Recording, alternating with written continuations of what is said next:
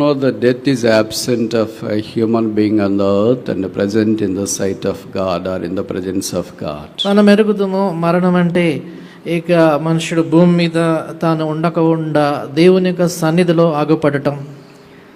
The Bible has a number of instances of the believers who departed from this world in relation to the call of the Lord.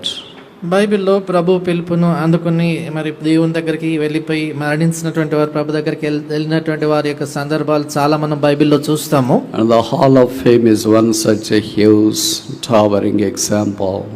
అలాంటి దాంట్లో మనకు విశ్వాస వీరుల యొక్క పట్టిక, అలాంటి మాదిరి కలిగినటువంటి ఉన్నతమైనటువంటి జీవితాలు మనం చూస్తాం అక్కడ. Hebrews chapter 11, shall we read all together verse 4? Hebrew పత్రిక 11వ అధ్యాయం 4వ వచనాన్ని అందరం కలిసి చదువుకుంటాం. Hebrews chapter 11 verse 4. హెబ్రీ పత్రిక 11వ అధ్యాయము 4వ వచనం. By faith Abel offered unto God a most excellent sacrifice than శ్రేష్టమైన బలి దేవునికి అర్పించెను. దేవుడు అతని అర్పణముల గురించి సాక్ష్యం ఇచ్చినప్పుడు అతడు అవిశ్వాసమును బట్టి నీతిమంతుడని సాక్ష్యం పొందెను. అతడు మృతి నొంది అవిశ్వాసం ద్వారా మాట్లాడుచున్నాడు. Last sentence, he being dead yet speak up. చివరి వరస, అతడు మృతి నొంది అవిశ్వాసము ద్వారా మాట్లాడుచున్నాడు.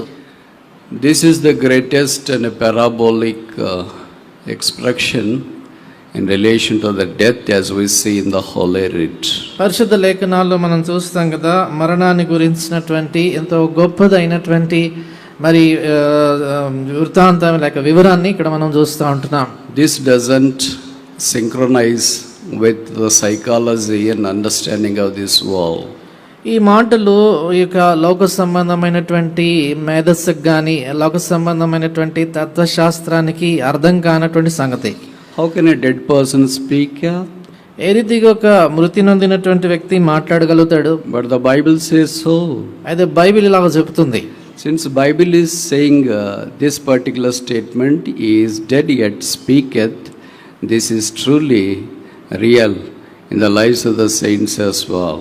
బైబిల్లో మృతి నొంది ఆయన మాట్లాడుచున్నాడనే మాట రాయబడింది కాబట్టి విశ్వాసుల యొక్క పరిశుద్ధుల యొక్క జీవితంలో ఇది నిజము, వాస్తవం అని మనకు తెలుస్తుంది.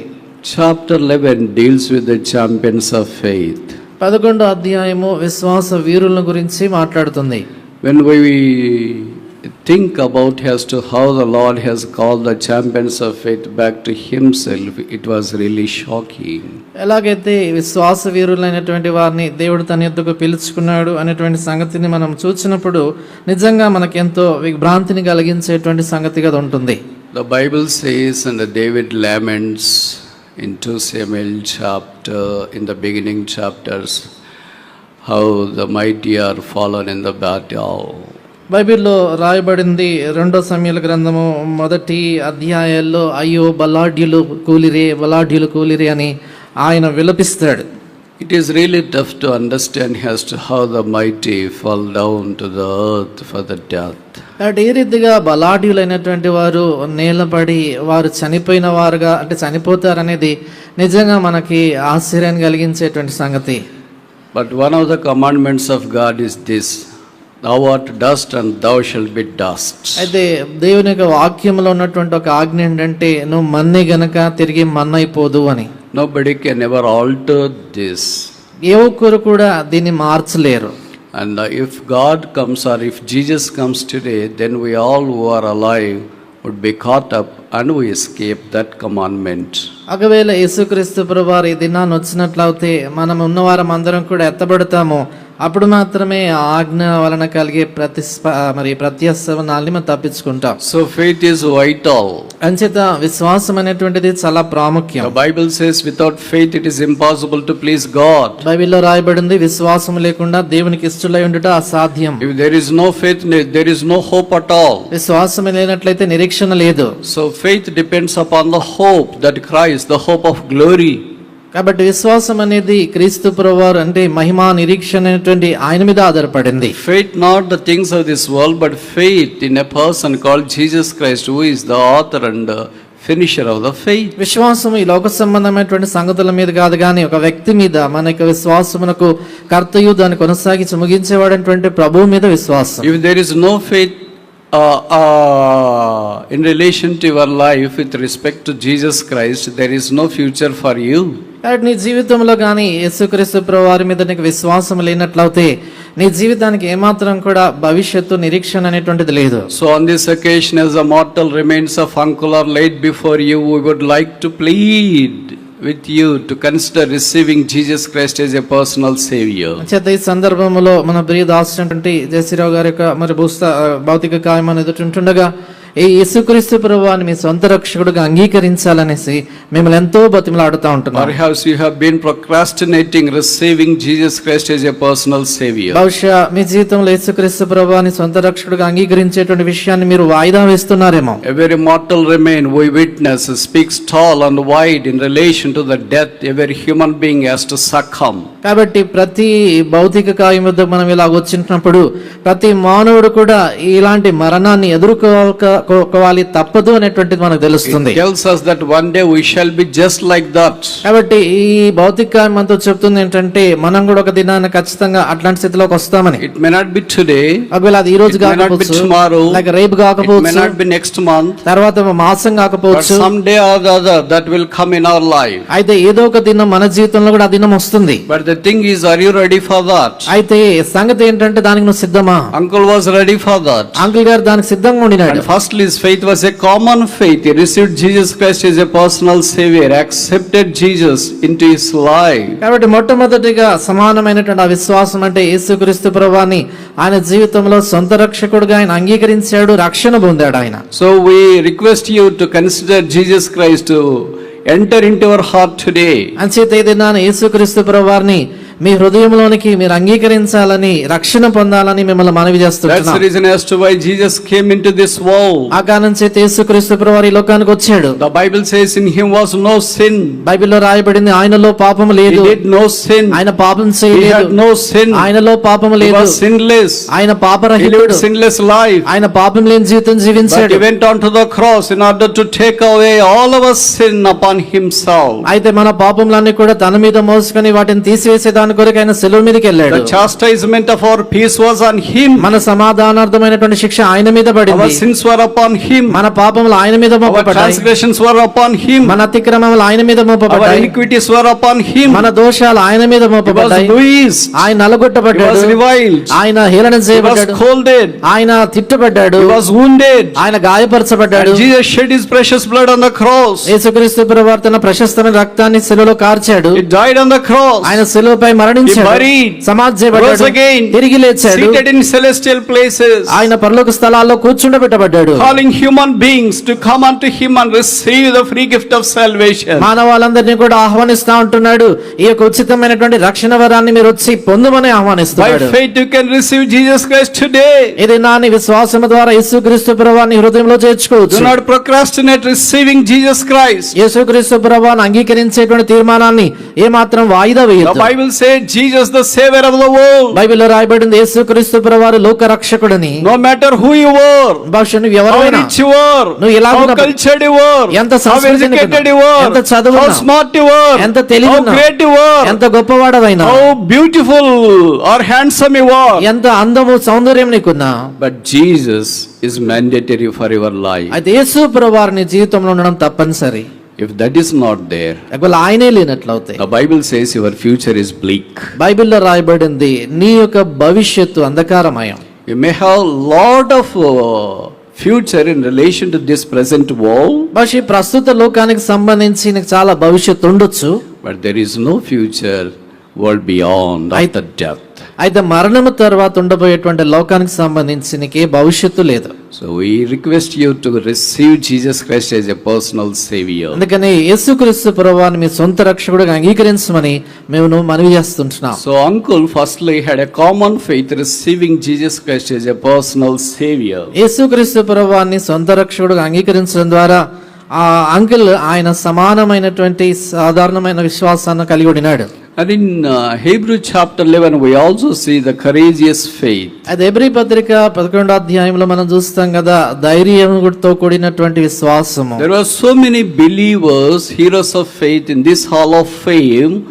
We have challenged who were courageous in relation to their walk with God. Hebrew పత్రిక 11వ అధ్యాయంలో విశ్వాస వీరుల జీవితాల్లో వారి యొక్క విశ్వాస నడక విషయంలో వారు చేసిన కార్యాల్లో ఎంతో ధైర్యాన్ని చూపించిన వారు ఉన్నారు. So uncle had set a model for all of us to follow, how courageously he followed the Lord no matter what the situation was. కాబట్టి అంకుల్ మనకు ఒక మాదిరిగా ఉంచి వెళ్ళాడు. ఏంటంటే మన అందరి నిమిత్తమై పరిస్థితులు ఏ రీతిగా ఉన్నప్పటికీ కూడా ధైర్యంతో ఏ రీతిగా దేవుని ప్రభుని వెంబడించాలనేది. And he used to speak the word of God or unleash the word of God with all this courage. ఆయన దేవుని యొక్క వాక్యాన్ని మాట్లాడినప్పుడు గాని అందించినప్పుడు ఎంతో ధైర్యంతో తను చెప్పేవాడు. He is unparalleled to himself. ఆయన తను చూచిన ఆయన విషయంలో ఏ పోలిక ఆయన లాంటి పోలిక లేనటువంటి వాడు. He is altogether different speaker. ఆయన సంపూర్ణంగా వేరైనటువంటి మరి వర్తమానికుడు. He ministered right from Hebron to all the way to America, cutting across several continents. So ఆయన హెబ్రోన్ నుంచి అనేకమైనటువంటి సముద్రాలు దాటి ఖండాలు దాటి అమెరికా దేశం వైపు కూడా ఆయన తను పరిచయం చేశాడు. And it is so glad to know that he himself had a lost breath when he was in the ministry in Vizag. కాబట్టి ఆయన తానే మరి వైజాగ్ లో పరిచర్య ఉంటుండగా తన చివరి శ్వాస విడిచాడనటము నిజంగా ఎంతో మరి సంతోషకరమైనటువంటి సంగతి అది. It was a rare privilege to be just like that. ఆ రీతిగా నిజంగా జరగటం అనేటువంటిది అలా ఉండటం నిజంగా అరుదైనటువంటి ఆధిక్యతది. We ministers usually covered, and that's our last desire too. కాబట్టి పరిచారకులైనటువంటి వాక్యం మేము కూడా అదే మేము కోరుతా ఉంటాం. అలాగే చివరి ఆశ మాది కూడా. We wish that our last breath should be taken when we are in the house of the Lord ministering unto his people. దేవుని ప్రజలకు పరిచర్య చేస్తూ దేవుని ఇంటిలో ఉన్నప్పుడు చివరి శ్వాస విడవాలనేది మా యొక్క ఆశ కూడా. But Jesus may not comply the requests of all the ministers, but he will comply the request of only few, and he is one among them. అయితే అందరూ వాక్య పరిచారకులు బోధకుల యొక్క మనవి ప్రభు ఆయన అంగీకరించకపోవచ్చు, కానీ కొందరి యొక్క మనవి అలాగా అంగీకరిస్తాడు. అలాంటి వారిలో మరి దైవజనుడు ఒకరు. And as uncle was promoted to the glory, uncle అయిన మహిమలోనికి పిలువబడి ఉంటుండగా I was talking to the responsible brethren there in Vizag. Vizag లో ఉన్నటువంటి బాధ్యత కలిగిన సహోదరులతో నేను మాట్లాడుతా And ఉండినాను. also the doctors who attended upon uncle. దాని తర్వాత అంకుల్ గారిని ఎవరైతే చూసుకున్నటువంటి ఆ యొక్క డాక్టర్స్ తో కూడా మాట్లాడాను. They were sharing that uncle had a full beaming of joy, and he was talking very normally until the last breath. కాబట్టి వాళ్ళు ఏం చెప్పారంటే అంకుల్ ఆయన చాలా చిరునవ్వుతో సంతోషంతో ఉండినాడు, చివరి శ్వాస విడిచేంత వరకు కూడా ఆయన ఎంతో ఆనందంగా ఉన్నాడు అని చెప్పారు. His face was shiny. ఆయన ముఖం ప్రకాశిస్తా He prepared himself for the Lord's call. ఆయన ప్రభు పిలుపు కొరకై తను సిద్ధపరచుకున్నాడు. For him it was not sudden, but for us it was. ఇది ఆయనకి ఏమాత్రం అకస్మాత్తుగా జరిగింది కాదు, మనకు అకస్మాత్తుగా జరిగినట్లు అనిపిస్తుంది. But he had been in the track of Jesus Christ, preparing himself to see is the Lord face to face, who laid down his life for all of us. కాబట్టి ఆయన ప్రభు యొక్క మార్గంలో వెళ్తూ మన నిమిత్తమే తన ప్రాణం నర్పించినటువంటి ప్రభువైన రక్షకుడైన యేసుక్రీస్తు ప్రభువుని చూడడానికి కొరకై తాను సిద్ధపరచుకుంటానే వస్తా ఉన్నాడు ఆయన. It is unspeakable joy to be found in the celestial abode with Jesus Christ, who laid down his life for us. మన నిమిత్తమే తన ప్రాణం పెట్టినటువంటి యేసుక్రీస్తు ప్రభువారిక ఆ సన్నిధిలో పరలోక స్థలాల్లో కనబడటము ఎంతో చెప్పనశక్యమైన మహిమాయుక్తమైన సంతోషం. So he unleashed his courageous faith in Christ on daily basis. అనుదినము కూడా క్రీస్తులో తనకున్నటువంటి ధైర్యముతో కూడిన విశ్వాసాన్ని ఆయన కనబరిచి చూపించాడు. Usually complies with the request if he is free and able to move around with his if health permits, all the requests even from the small assemblies. ఆయన ఒకవేళ ఆరోగ్యం ఆయనకి అనుమతించినట్లు అవుతే ఆయనకు వచ్చినటువంటి మనవులు ఒకవేళ చాలా చిన్న సమాజాలు అయినప్పుడు కూడా ఆయన మరి అంగీకరించేవాడు. It is really tough to understand at this age as to how we can visit such a small assemblies and minister unto them. కాబట్టి ఈ వయసులో కూడా ఎలాగైనా చిన్న సమాజాలకైనా వెళ్ళి వాళ్ళకి ఎలా పరిచయం చేయగలుగుతున్నాడని నిజంగా మనకు ఆశ్చర్యం అవుతుంది. Usually for the many ministers, they will have the attitude of serving the Lord's people or unleashing the word of God to the big assemblies, but they have declined ministering unto the Lord's people in small assemblies. సామాన్యంగా బోధకులైనటువంటి వారు చాలా పెద్ద సమాజాల్లో దేవుని యొక్క వాక్యం చెప్పేదాని కొరకు ఇష్టపడుతుంటారు, కానీ చాలా చిన్న సమాజాల్లో వెళ్ళి దేవుని వాక్యం చెప్పేదానికి నిరాకరిస్తుంటారు. I had a association with uncle and I asked this question once I met him. నేను అంకుల్ గారితో సహవాసం కలిగి ఉండినాను. ఒక సందర్భంలో ఆయన కలిసినప్పుడు నేను ఈ ప్రశ్న అడిగాను, అంకుల్ మీరు చెప్పేది ఆ గ్రామాల వాళ్ళకి అర్థమవుతుందా, మీరు అక్కడ దాకా వెళ్ళారు అని.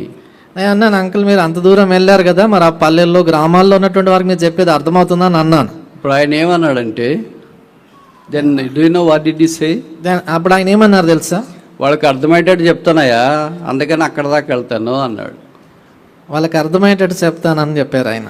So he is able to reach the people no matter how educated they are, how simple they are, or how intellectual they are. కాబట్టి ఆయన అందరినీ చేరుకోగలిగినటువంటి వాడు. వారు చాలా చదువుకున్నటువంటి వారు, చాలా జ్ఞానులైనా లేకపోతే జ్ఞానం లేని చదువు లేని వారైనా వాళ్ళ స్థాయికి వెళ్ళేవాడు. He was able to minister unto simple, even up to the intellectual people. చూడండి, ఆయన సామాన్యమైనటువంటి ప్రజల నుంచి అత్యంత జ్ఞానం కలిగినటువంటి ప్రజలకు కూడా వాక్యం చెప్పగలిగిన వాడు. And thirdly, in Hebrews chapter 11, we see the consistent faith. మూడోదిగా చూసినప్పుడు హెబ్రీ పత్రిక 11వ అధ్యాయంలో స్థిరమైనటువంటి విశ్వాసాన్ని మనం చూస్తాం. కొనసాగే Uncle had showcased this in his life. Uncle ఆయన తన జీవితంలో ఈ విశ్వాసాన్ని ఆయన కనపరిచాడు. Consistent. ఆయన కొనసాగినటువంటి స్థిమితమైనటువంటి విశ్వాసం. Usually it is really tough to be consistent in our Christian walk. మన క్రైస్తవ జీవితంలో మనము సామాన్యంగా అలాగన ప్రతి ఎడతెగక కొనసాగటం అనేటువంటి స్థిరంగా చాలా కష్టం ఉంటుంది. నిలకడ క్రైస్తవ జీవితము అసాధ్యం. కాబట్టి నిలకడ క్రైస్తవ జీవితం అసాధ్యం. We all the time to be volatile. మనం ఎల్లప్పుడూ కూడా మరి అచంచలంగా ఉంటాం. We swing this side and that side. మనము అటు ఇటు ఊగిసలాడుతుంటాం. When things are very positive and our joy knew no bounds. మన పరిస్థితులన్నీ కూడా అనుకూలంగా ఉంటే మన ఆనందానికి హద్దులు ఉండవు. When things are going the way we are not expecting, then we get discouraged. అయితే పరిస్థితులు మనం అనుకున్నటువంటి విధానంలో జరిగినప్పుడు చాలా కురింగిపోతుంటాం. I myself used to taken back when I hear that uncle is moving very frequently, almost all the weekends, especially at this age. ప్రత్యేకంగా ఈ వయసులో కూడా అంకుల్ గారు అయినాక ఈ వారాంతాల్లో చాలా ప్రాంతాలకు వెళ్ళి పరిచయం చేస్తూ ఉంటున్నాడు ఈ దినాల్లో అని విన్నప్పుడు నాకే చాలా ఆశ్చర్యం అనిపించింది. Once I asked uncle, how come you travel, although it's tough for me to travel at my age? ఒకసారి నేను అంకుల్ని అడిగాను ఏంటంటే, అంకుల్ నా వయసులోనే ఇలాగ ప్రయాణం చేయడం నాకు కష్టం అవుతుంటే మీరున్న వయసులో ఇలాగన ప్రయాణం చేయగలుగుతున్నారు ఇలాగని అడిగాను ఆయన. Then he told పునరుత్థాన శక్తి, the power of the resurrection. Bhaksing used to preach on that. ఆయన చెప్పారు ఏంటంటే పునరుద్ధాన శక్తి అయ్యా, భక్సింగ్ గారు దీని గురించి చెప్పేవారు అని బోధించారు. He also exercised his co-workers to experience the power of the resurrection on daily basis. తర్వాత ఆయన జత పని వారు కూడా వారి అనుదిన జీవితాల్లో పునరుద్ధాన శక్తిని వారి జీవితాలు అనుభవించుకోవాలని ఆయన చెప్పేవాడు అన్నారు. Uncle traveled for about 8 decades. కాబట్టి అంకుల్ గారు దాదాపుగా 88 దశాబ్దాలుగా ఆయన ఉన్నారు. So in this life's pilgrimage there were so many tempests, trials and tribulations. It was never been a cakewalk. కాబట్టి ఆయనకి ఈ యొక్క జీవిత పరిధి అంతట్లో కూడా అనేకమైనటువంటి తుఫాన్లు, కష్టాలు, శోధనలు, శ్రమలు వచ్చాయి. అంత సాఫీగా సాగలేదు అది. But still his faith was so consistent, nothing could waver his faith. అయినప్పటికీ కూడా ఆయనకు విశ్వాసం ఎంతో స్థిమితంగా నిలకడగా ఉండింది. ఏది కూడా ఆయన విశ్వాసాన్ని కదిలించకపోయింది. And you all know that he is also multi-talented. మీ అందరికీ తెలుసు కదా, ఆయన చాలా తలాంతులు కలిగినటువంటి వాడు. He can write, he can sing, he can play the harmonium and do almost all sorts of the things that are needed for the ministry. ఆయన పాటలు రాయగలడు, పాటలు మరి కట్టగలడు, పాడగలడు, హార్మోనియం వేయగలడు, పరిచర్యకు సంబంధించినటువంటివన్నీ కూడా ఆయన చేయగలడు. Out of his consistent Christian walk, a beautiful and a tremendous popular viral song came into the Christendom.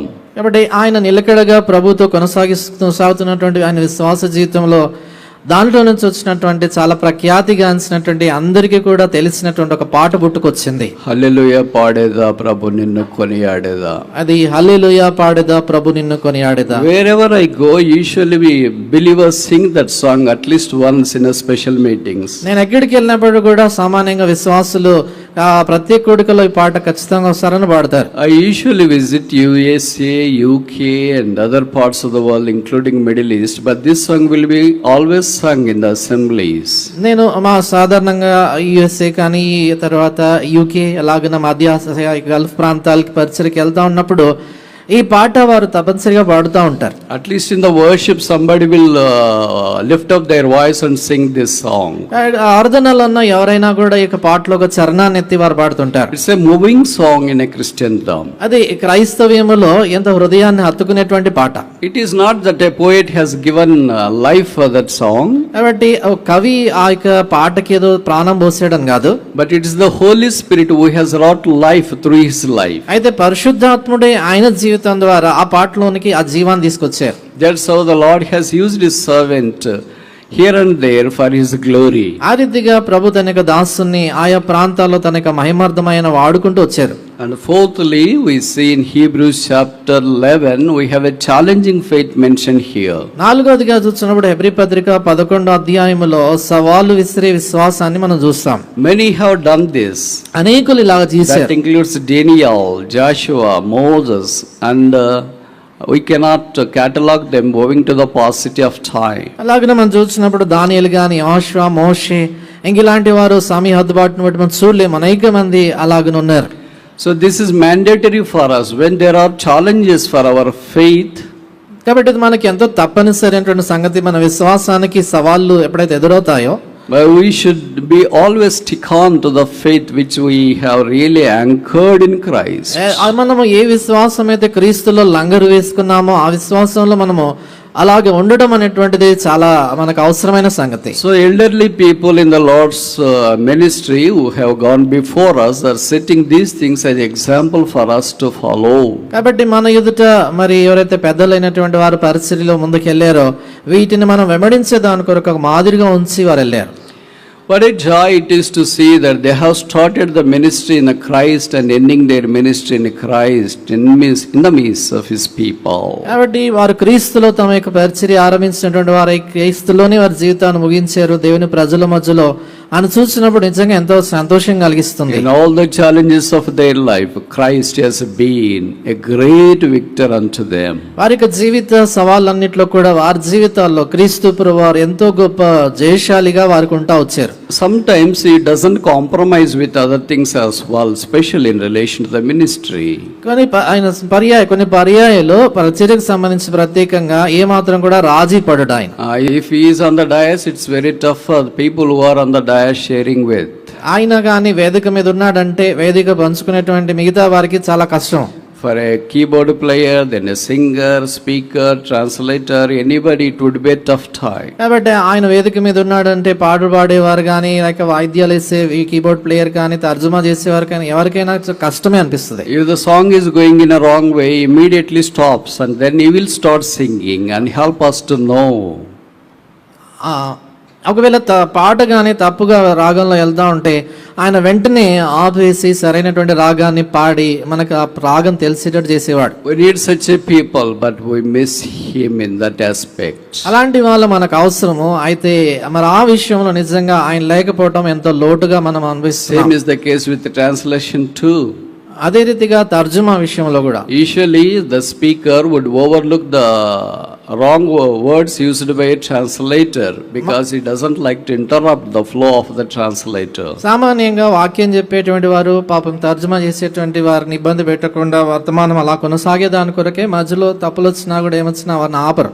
But uncle will not compromise in that. అయితే uncle ఆయన ఏమాత్రం కూడా దాని విషయంలో రాజీ పడడు. He not only expects the exact translation, ఆయన ఖచ్చితమైనటువంటి పదాలు తర్జుమా ఆయన ఆశించడమే కాదు, but he expects the exact wording. That's a big problem with uncle. Uncle తో ఉండే పెద్ద సమస్య ఏంటంటే ఖచ్చితంగా ఆయన వాడిన పదాలకి సరైన పదాలే ఉండాలనుకుంటారు. He expects that whatever words in him has to be transmitted to the translator as well, which is really tough sometimes. ఆయనలో ఏ పదాలైతే అనుకుంటాడో అవే ఖచ్చితంగా తర్జుమా చేసే వ్యక్తి కూడా అదే చెప్పాలనుకుంటాడు. నిజంగా అలాగా మరి కొన్నిసార్లు కష్టం అవుతుంది. Once I had the privilege of helping him in the translation back in Tirupati when I was doing my doctoral degree. నేను నా యొక్క డాక్టరల్ డిగ్రీ చేస్తూ ఉంటున్నాడు. ఒకసారి తిరుపతిలో మరి అంకుల్ గారికి తర్జుమా చేసేటువంటి ఒక అవకాశం నాకు దొరికింది. I am asked to help all the 3 days meeting in translation to uncle. Uncle కి తర్జుమా చేయడానికి కొరకే 3 దినాల యొక్క కూడికల్లో సహాయపడమని నాకు చెప్పారు. Then I was not familiar with the scriptures as we do nowadays. మరి ఈ దినాల్లో నాకు లేఖనాలు ఎలాగ పరిచయమో అలాగే ఆ దినాల్లో అంత పరిచయం వాక్యం అంతగా నాకు తెలియదు. And the wording was also not much familiar to me. తర్వాత పదాలు కూడా అంతగా నాకు తెలిసినటువంటివి కాదు. Standing with such a spiritual giant and helping in the translation, especially in assembly like Tirupati, which we see lot of educated cream. కాబట్టి uncle పక్క నిలబడి తర్జుమా చేయటం, అది కూడా తిరుపతి లాంటి ప్రత్యేకమైన స్థలము, ఎక్కువగా అక్కడ చదువుకునే విద్యార్థులు, చదువుకున్నటువంటి వారు ఎక్కువగా ఉండేటువంటి ఆ స్థలం. Then once in the message he used, I was there in the 5-star hotel, he said. మరి ఆ వర్తమానంలో ఆయన అంటూ అన్నారు, నేను ఒకసారి 5-star హోటల్లో ఉన్నాను అని చెప్పారు. Then I translated saying that 5 నక్షత్రాల హోటల్ అంకుల్ ఉన్నాడంట. నేను అన్నాను కదా 5 నక్షత్రాల హోటల్లో అంకుల్ ఉన్నారు అని అన్నాను. As I said you earlier that he will not compromise. నేను ముందు చెప్పినట్లుగా ఆయన ఏమాత్రం రాజీ పడు. ఏమయ్యా నక్షత్రాల హోటల్ అని చెప్తుండవు అన్నాడు. ఏమయ్యా నక్షత్రాల హోటల్ అని చెప్పి, ఇంకా వేరే పదం నాకేం రాదు, అదే వచ్చేది ఎక్కువ. Then he told, just say పెద్ద హోటల్లో ఉన్నాడు అని చెప్పు, అది సింపుల్ గా అర్థమవుతుంది కదా అన్నాడు. చెప్పేటప్పుడు ఏంటంటే పెద్ద హోటల్లో ఉండమని చెప్పు అని చెప్పాడు. So even for a small things which are really tough to get at, especially when the message is going on, but still he stops and wants that the right word to be put to the people. కాబట్టి అవి కష్టమైనటువంటి పదాలు అయినప్పుడు కూడా వర్తమానం అలా చెప్తా ఉంటున్నప్పుడు ఆయన ఆపి సరైనటువంటి పదాన్ని ఆయన చెప్పి వాడేమని చెప్పేవారు. So his life has been challenging. కాబట్టి ఆయన జీవితం నిజంగా ఎంతో సవాలుతో కూడింది. But he not only just corrects like that and leaves us like that. ఆయన అలాగన సరి చేసి అట్లా విడిచిపెట్టాడు. But after the meeting he will specially call the translator because he knows the translator was annoyed before the assembly. కాబట్టి ఆయన చూడండి అయిపోయిన తర్వాత, వాక్యం అయిపోయిన తర్వాత తర్జుమాదారుని పిలుస్తారు. ఏం చేతంటే అందరి ముందు బహుశా అబ్బాయి అవమానపరచబడి ఉంటాడు. The way he talks is altogether different. ఆయన మాట్లాడే విధానం చూసినప్పుడు సంపూర్ణంగా వేరుగా ఉంటుంది. You have a compilation or a combination of both correction and as well as a love. కాబట్టి ఆయన ఈ రెండు కలియిక కలిగినటువంటి వాడు. ఒకవైపు చూసినప్పుడు సరిదిద్దుతాడు, మరొక వైపు ప్రేమ చూపిస్తాడు. Immediately puts his hand on the shoulder, ఏం బాధపడినావా, ఏం అనుకోద్దులే. ఆయన వెంటనే భుజం మీద చేసి బాధపడ్డావా, ఏం అనుకోవద్దు అంటాడు. If such a fatherly person is standing with us and encouraging us, there is no limit for any minister who can be with him as a partaker of the ministry. కాబట్టి అలాంటి తండ్రి లాంటి ఒక వ్యక్తి ప్రక్కన నిలబడి ఉంటున్నప్పుడు ఆయనకి చూడండి పరిచర్యలో ఎవరైనా కూడా సహాయపడగలరు, మరి చేయడానికి కొరకు ఇష్టపడతారు. So until now we have seen 4 classes of the faith, especially from Hebrews chapter 11 and in relation to the life of uncle. ఇప్పటి వరకు కూడా హెబ్రీ పత్రిక 11వ అధ్యాయంలో నుంచి మరి అంకుల్ జీవితానికి సంబంధించి విశ్వాసం విషయంలో 4 సంగతులు చూస్తూ వచ్చాం. He being dead yet speaketh. అతడు మృతి నొందియు మాట్లాడుచున్నాడు. Number 1, he has a common faith. మొట్టమొదటిదిగా సమానమైనటువంటి విశ్వాసము. Number 2, he has a courageous faith. రెండోదిగా ధైర్యముతో కూడిన విశ్వాసము. Number 3, he has a consistent faith. మూడోదిగా స్థిమితమైన నిలకడతో ఉన్న విశ్వాసము. Number 4, he has a challenging faith. నాలుగోదిగా సవాలును ఎదుర్కొనేటువంటి విశ్వాసం. And fifthly and finally, conquering faith. ఐదవది చివరిది జయించే విశ్వాసం. In chapter 11, Hebrews, there is no defeat at all. Hebrew పత్రిక 11వ అధ్యాయములో ఓటమి అనేదే లేదు. Although they had passed through tough times, వారింతో కష్టమైన పరిస్థితులు గుండా వెళ్ళినప్పటికీ, but we praise God, they came out victoriously. అయితే దేవునికి స్తోత్రము, వారెంతో విజయవంతంగా బయటకు వచ్చారు. They are standing on the conquering ground. వారు విజయ భూమి మీద వారు నిలబడ్డారు. That was joy for all of us because Christ is the great conqueror. అది మనకి ఎంతో గొప్ప ఆనందం. ఎంచేతంటే క్రీస్తు ప్రభువారు ఎంతో గొప్ప జయించేటువంటి జయశాలి. Our forefathers have gone before us and we have to follow the Christ-like footsteps that they have left for us. మనకి పితరులైనటువంటి వారు ముందుగా వారు వెళ్ళారు. ఈ క్రీస్తు లాంటి అడుగుజాడలు వాడు విడిచెళ్ళారో వాటిలో మనం వెంబడించాలి. At least a couple of incidences mentioned here in Hebrew chapter 11 verse 21. Hebrew పత్రిక 11వ అధ్యాయం 21వ వచనములో రెండు సందర్భాలు మనకు కనబడతాయి. We'll see one instance here. ఇక్కడ ఒక సందర్భాన్ని మనం చూస్తాము. By faith Jacob, when he was dying, మాట గమనించండి. Verse 21. విశ్వాసమును బట్టి యాకోబు అవసాన కాలమందు. in Telugu it says అవసాన కాలమందు, but English it says when he was dying. So మనకు ఒకటనే సంఖ్య కింద మరణ కాలమందు అని కూడా రాయబడింది. Then what did he say to his sons? కాబట్టి ఆయన కుమారులతో ఏం చెప్పాడు? Usually at the time of dying, what do we share with our family? మామూలుగా మరణ సమయంలో మన కుటుంబాలతో ఏం పంచుకుంటాం? What did Jacob do? యాకోబు ఏం చేశాడు? The scripture loudly clearly states here. చూడండి, లేఖనాల్లో ఎంతో బిగ్గరగా ఎంతో స్పష్టంగా చెప్పబడింది. Blessed both the sons of Joseph. యోసేపు కుమారుల్లో ఇద్దరిని ఆయన ఆశీర్వదించారు. So this is the life and legacy of godly people who are departing from us. కాబట్టి మన మధ్యలో నుంచి వెళ్ళిపోయేటువంటి దైవజనులు, భక్తి కలిగినటువంటి వారి యొక్క జీవితము వారు విడిచి వెళ్ళేటువంటి సంగతిది. They blesses the people that are around them. వారి చుట్టూ ఉన్నటువంటి ప్రజలను వారు దీవించేటువంటి వారు. That is a spiritual blessing. అది ఆత్మ సంబంధమైనటువంటి When God called Abraham, దేవుడు అబ్రహాంని పిలిచారు, He gave twofold blessing to him. ఆయనకి రెండంతల ఆశీర్వాదం ఇచ్చాడు. As the coin has both sides both valid, the blessing has both sides both valid. ఏ రీతిగా ఒక నాణము రెండు వైపులా కూడా విలువ కలిగి ఉంటుందో అదే రీతిగా ఆయన ఆశీర్వాదానికి కూడా రెండు వైపుల విలువ ఉంది. On one side we are receiving the personal blessing, ఒకవైపు ఏమో ఆశీర్వాదాన్ని ఇచ్చి ఆశీర్వదించే వ్యక్తిని మనం పొందుతాం. and secondly we have to be a blessing for others too. రెండోదిగా చూసినప్పుడు మనం ఇతరులకు ఆశీర్వాదంగా ఉంటాం. So here we see that Jacob not only was blessed by God, ఇక్కడ మనం చూస్తాం ఏంటంటే యాకోబు దేవుని చేత ఆశీర్వదించబడమే కాదు, but he was blessing his sons too. అయితే తన కుమారులను కూడా ఆయన దీవించాడు. That's the greatest day for a believer when he leaves this world. ఈ లోకాన్ని విడిచి వెళ్ళినప్పుడు ఒక విశ్వాసికి అది అన్నిటికంటే గొప్ప ఆనందం. And secondly, రెండోది Hebrews chapter 11 హెబ్రీ పత్రిక 11 verse 22. By faith Joseph, when he died, made mention of the departing of the children of Israel. యోసేపు తనకు అవసాన కాలం సమీపించినప్పుడు విశ్వాసమును బట్టి ఇశ్రాయేలు కుమారుల నిర్గమమును గూర్చి ప్రశంసించి. So these two incidences, when Jacob died, he blessed his two sons. ఈ రెండు సందర్భాలు యాకోబు తాను మరణించినప్పుడు తన కుమారులను దీవించాడు. And then Joseph, when he died, he was mentioning the departure of the children of Israel. తర్వాత యోసేపు తాను చనిపోయేదానికి మునుపుగా తన ఇశ్రాయేలు కుమారుల యొక్క నిర్గమాన్ని గురించి చెప్పాడు. This was a great exodus, historical exodus. కాబట్టి ఇది ఎంతో గొప్ప నిర్గమము, చారిత్రాత్మకమైన నిర్గమం. So when we flock around the mortal remains of uncle, these two things usually pop up in our minds. కాబట్టి అంకిల్ గారి యొక్క భౌతిక కాయం ఎదుట మనం నిలబడి ఉంటుండగా ఈ రెండు సంగతులు మన మనసుల్లో మనకి తలంపులు వస్తుంటాయి. They are blessing us in the name of Jesus Christ on one side. ఒకవైపు ఏమో యేసుక్రీస్తు ప్రభువు వారి యొక్క నామమున వారు మనల్ని ఆశీర్వదిస్తున్నారు. Secondly, they are also making a mention of the exodus that is to be executed by the believers.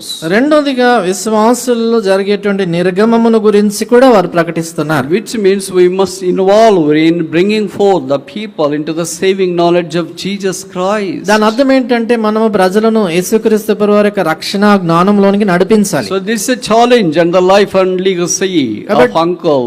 Let's set a model for us to follow. కాబట్టి ఇది ఒక సవాలు. అంకుల్ మన ఎదుట ఉంచినటువంటి జీవిత మాదిరి మనం వెంబడించే దాని కొరకు ఆయన విడిచిపెట్టి వెళ్ళాడు. So the Bible says he died yet he speaketh. బైబిల్లో రాయబడింది అతడు మృతి నొందియు మాట్లాడుచున్నాడు. So as we miss uncle, మనం అంకుల్ లేని లోటు అనుభవిస్తుండగా still his life and legacy speaks to us taller and louder. అయినప్పుడు కూడా ఆయన జీవితము ఆయన విడిచెట్టిన మాదిరి ఎంతో గొప్పదిగా ఉన్నతమైన విధానంలో మనతో మాట్లాడుతుంది. It may not be exaggeration if I say this. ఈ మాట నేను చెప్తే ఇది అతిశయోక్తి కాదనుకుంటాను. He spent his time in the Universal Church of Hebron Fellowship than he spent his time with his family. ఆయన తన కుటుంబంతో గడిపిన సమయము కంటే ఎక్కువగా హెబ్రోన్లో ఉన్నటువంటి సార్వత్రిక సంఘ కుటుంబంతోనే ఎక్కువ గడిపాడో నేను అనుకుంటా. And secondly, it may not be again a parable or a exaggeration if I say that he spent his talents in the house of the Lord than spending his talents at his home. రెండోదిగా ఈ మాట కూడా నేను చెప్పినప్పుడు ఇది కూడా అతిశయోక్తి కాదనుకుంటాను. ఆయన తన తలాంతుల వరములు ఇంటిలో వాడిన దానికంటే దేవుని ఇంటిలో దేవుని మందిరంలో ఎక్కువగా వాడాడు ఆయన. Kindly do not misunderstand me if I make this statement, especially the family members. దయచేసి ఈ మాట చెప్తే అభ్యంతరం అంటే ఏమాత్రం అపార్థం చేసుకోవద్దు, ప్రత్యేకంగా కుటుంబ సభ్యులు. And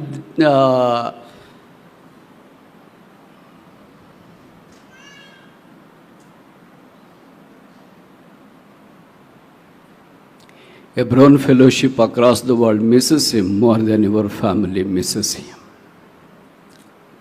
మీ కుటుంబము ఎంతగా అంకుల్ లేరని మీరు మిస్ అవుతున్నారో, సార్వత్రికంగా ఉన్న హెబ్రోన్ కుటుంబం, సంఘ కుటుంబం ఇంకెక్కువగా ఆయన మిస్ అవుతారు. But it pleased the Lord to call him back home.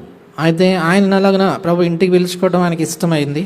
His ministry was accomplished totally.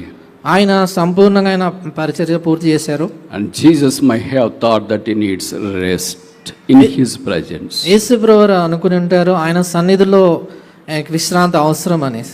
We miss him and miss him. కాబట్టి ఆయన లేని లోటును మనము ఎంతో అనుభవిస్తున్నాము. నిజంగా ఆయన ఎంతో మనం మిస్ చేస్తాం. He died yet he speaketh. As a speaker. He died yet he speaketh. అతడు మృతి నొందియు మాట్లాడుచున్నాడు. May the Lord enable us to follow life and legacy Uncle has left for us following Christ. క్రీస్తు ప్రభువును వెంబడించే విషయంలో uncle గారు విడిచిపెట్టినటువంటి జీవిత మాదిరిని మనం కూడా వెంబడిస్తాం.